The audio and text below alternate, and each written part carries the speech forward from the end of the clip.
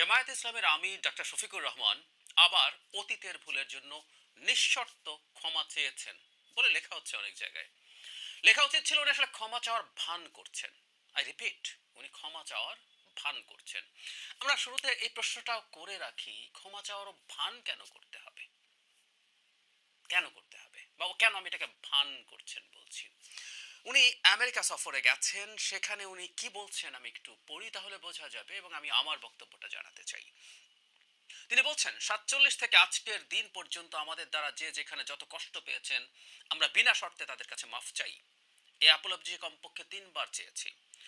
অধ্যাপক গোলাম আজম, মাওলানা মতিউর রহমান নিজামী এবং আমিও চেয়েছি। কিছুদিন আগে এটিএম আজহার যখন জেল থেকে মুক্তি পেলেন, তখনও বলেছি, শুধু এখন নয়, ৪৭ সাল থেকে জামায়াত ইসলামীর দ্বারা কেউ যদি কোনো কষ্ট পান, আমরা একটু ভাষাটা খেয়াল করি, কেউ যদি কোনো কষ্ট পান, কারো কোনো ক্ষতি হয়ে থাকে, আমি সব ব্যক্তি এবং সংগঠনের পক্ষে নিঃশর্তে আপনাদের কাছে ক্ষমা চাই, আপনারা আমাদের ক্ষমা করে দেবেন। তারপর তিনি বলছেন, আমরা ভুল করিনি বলবো কিভাবে? আমাদের ১০০টার মধ্যে ৯৯টা সিদ্ধান্ত সঠিক, একটা বেঠিক হতে পারে। সে বেঠিক একটা সিদ্ধান্তের জন্য জাতির ক্ষতি হতে পারে। সেক্ষেত্রে আমরা কোনো সিদ্ধান্তের জন্য যদি জাতির ক্ষতি হয়, আমার কোনো সিদ্ধান্তের জন্য জাতির ক্ষতি হয়, তাহলে আমার মাফ চাইতে অসুবিধা কোথায়? তারপর তিনি আরেকটা কথাও যোগ করেছিলেন, সেটা হলো, মাফ চাওয়ার পরও নাকি কেউ কেউ বলবে এই ভাষায় না ওই ভাষায় চাইতে। একটু বিদ্রুপ করছেন, তিনি খোঁচা দিচ্ছেন। ডক্টর শফিককে বলা দরকার, ভাষা আমরা খেয়াল করব। ভাষাই আসলে মানুষের মনের ভাব প্রকাশ করে, এবং এটা বলছেন, তাকে আমরা বলতে দেখছি, ভিডিওটা পাওয়া যায়। তাই এটা সম্পর্কে আমরা 100% কমিউনিকেশন পাচ্ছি, এবং আমরা অবশ্যই ভাষা দেখব। এই ভাষার ভিত্তিতেই বলছি উনি আসলে ক্ষমা চাওয়ার ভান করছেন। ভান কেন করছেন বলবো, তার আগে প্রশ্ন হচ্ছে, ভানই বা করতে হচ্ছে কেন? বাংলাদেশে নাকি মুক্তিযুদ্ধ নিয়ে আর কারো কোনো মাথা ব্যথা নাই, বলা হচ্ছে দীর্ঘদিন থেকে। কেউ মুক্তিযুদ্ধ নিয়ে সামান্যতম আলাপ করলে বলা হয় এটার মাধ্যমে বাংলাদেশে, বিএনপির অনেক নেতাকে বলতে শুনেছি, তারা যখন মুক্তিযুদ্ধ নিয়ে কথা বলেন, এটার মাধ্যমে নাকি বিএনপি তার রাজনৈতিক ভবিষ্যৎ শেষ করছে, এবং এটা বলার মাধ্যমে বিএনপি আওয়ামী লীগ এবং ভারত হয়ে গেছে। আমরা দীর্ঘদিন থেকে একটা কথা বলছি, আমি বলছি অন্তত, মুক্তিযুদ্ধের যে বয়ান আওয়ামী লীগ হাজির করেছে, ওই বয়ান আমরা প্রত্যাখ্যান করি, সিরিয়াসলি প্রত্যাখ্যান করি। ওটা আওয়ামী বয়ান। ওই বয়ানে আওয়ামী লীগ শুধুমাত্র মুজিবকেই একমাত্র একমাত্র ব্যক্তিতে পরিণত করেছে। কিন্তু মুক্তিযুদ্ধ জেনুইন একটা বয়ান, পিপলস হিস্ট্রি, হাওয়ার্ড জিন যেভাবে বলেছেন, একটা পিপলস হিস্ট্রি আমাদের লিখতে হবে, এখন লেখা শুরু হতে হবে। এবং বিএনপির প্রতিষ্ঠাতা যেহেতু মুক্তিযুদ্ধে খুবই গুরুত্বপূর্ণ একজন চরিত্র, উনি স্বাধীনতার ঘোষণা করেছেন, উনি সেক্টর কমান্ডার ছিলেন, উনি জেড ফোর্সের চিফ ছিলেন, সুতরাং মুক্তিযুদ্ধ ভয়ানে আনবে। মুক্তিযোদ্ধারাই প্রতিষ্ঠা করেছিল বিএনপি। এখন সেটার যদি গুরুত্ব নাই থাকে, ইনিয়ে বিনিয়ে আকারে ইঙ্গিতে ক্ষমা চাইবার ভান কেন জামাতের আমিরকে করতে হচ্ছে? এই প্রশ্নটা আমরা করতেই পারি। তার মানে আসলে ব্যাপারটা এই, মুক্তিযুদ্ধ ইস্যুটা শেষ হয়ে গেছে, কেউ মাথা ঘামায় না। আওয়ামী লীগ এটাকে ব্যবহার করতে করতে খুবই খারাপ জায়গায় নিয়ে গেছে, ফলে এটার একটা নেগেটিভ কোনোটেশন তৈরি হয়েছে, ডেরোগেশন তৈরি হয়েছে বলে এটার কেউ পাত্তা দেয় না। বরং এই নাম নিলে, মুক্তিযুদ্ধের নাম নিলেই ক্ষতিগ্রস্ত হবে যে কেউ। এই বয়ানটা আনার চেষ্টা করা হয়েছিল, এটা ভুল। তারা প্রমাণ করলেন ইট ম্যাটার্স। কিছুদিন আগে ডাকসু যে নবনির্বাচিত কমিটি ছিল ছাত্র শিবিরের, তারাও কিন্তু গিয়েছিল রায়ের বাজার বৌদ্ধভূমিতে, সেখানে গিয়ে তারা শহীদদের জন্য দোয়া করেছেন, জাস্ট নির্বাচিত হওয়ার পরপরই। মুক্তিযুদ্ধ ইস্যুটাকে তাদের মতো করে অ্যাড্রেস তাদের আসলে করতে হচ্ছে, করতে হবে। তার মানে এই ভানটুকু করা প্রমাণ করে মুক্তিযুদ্ধ ইস্যু হিসাবে আছে, এবং জামায়াতের বিরুদ্ধে যারা রাজনীতি করতে চান, তারা মুক্তিযুদ্ধকে, এটা সত্য, মুক্তিযুদ্ধের যে ন্যারেটিভ আওয়ামী লীগ তৈরি করতো সেভাবে না, মুক্তিযুদ্ধের বয়ানকে সামনে আনতে হবে, এবং সেটা অবশ্যই কোনো ফ্যাসিবাদ কায়েম করার জন্য না, সেটা আনতে হবে রাজনৈতিক কারণে। প্রত্যেকটা জিনিস রাজনৈতিক ইস্যু হতে পারে।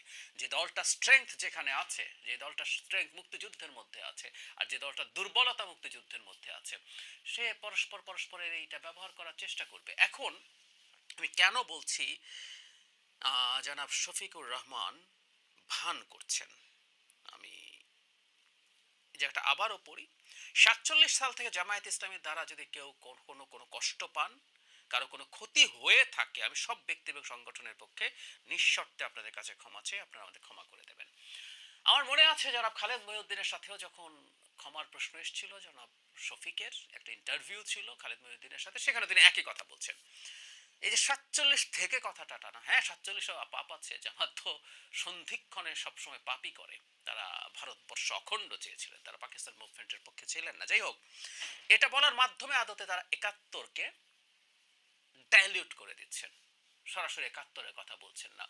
এবং 71 নিয়ে এখনো ওনারা নিশ্চিত নন কারো ক্ষতি হয়েছে কিনা, কাউকে কষ্ট দিয়েছেন কিনা, করে থাকলে হয়ে থাকলে ইভেন উনি যদি এভাবে বলতেন যারা ক্ষতিগ্রস্ত হয়েছে, যারা কষ্ট পেয়েছে তাদের কাছে ক্ষমা চাই, বা ওই সময় তাদের রাজনৈতিক অবস্থান, উনি বলছেন এটা রাজনৈতিক অবস্থান, আমরা প্রায় বলি যে ক্রিমিনাল অফেন্সের কোনো ক্ষমা হয় না, বা রাজনৈতিক অবস্থানেরও ক্ষমা হবে কিনা এটা জনগণ ডিসাইড করবে। কিন্তু সেই ক্ষেত্রে ক্ষমা চাওয়ার ক্ষেত্রে সততা প্রয়োজন। একটা ক্ষমার জন্য অপরাধের স্বীকৃতি সবার আগে দরকার। যেমন ধরুন, আমাদের সংবিধান অনুযায়ী রাষ্ট্রপতি যে কাউকে ক্ষমা করে দিতে পারেন, কারণ মৃত্যুদণ্ডও ক্ষমা করে দিতে পারেন। এটা শর্ত হচ্ছে আগে অপরাধ স্বীকার করতে হবে, আমি অপরাধটা করেছি, এই অপরাধের পরও আমি রাষ্ট্রপতির ক্ষমা চাইছি। এটা এইরকম প্রসেস। আদৌ মানে উনি মনে করছেন যদি, কিন্তু এই জন্য বলছি এগুলো ভান, এগুলো ভান। এই যে বলছেন কি ভাষায় করতে হবে, আমরা এই ভাষায় বা কি ভাষায় করতে হবে এটা আমরা খেয়াল রাখবো, কারণ এটা ম্যাটার করে। ভাষাই বলে দেয় আসলে আপনি কতটুকু আন্তরিক, আপনার নিয়ত সহি কিনা। নাকি জাস্ট মুক্তিযুদ্ধ নিয়ে প্রচুর কথা হয়েছে, সামনে নির্বাচন আছে, শেখ হাসিনা একবার 96 সালে 71 থেকে 75-এর জন্য একই রকম, কারো যদি ভুল, আমাদের যদি ভুল করে থাকি, কারো যদি কষ্ট পেয়ে থাকেন, ক্ষমা চাই বলেছিলেন তার সর্বশেষ নির্বাচনী ভাষণে। তো নির্বাচনকে সামনে রেখে এই ক্ষমা চাওয়ার ভান তো আসলে আছে, আমাদের ইতিহাসের পার্ট। সেটাই হচ্ছে এখন এখানে।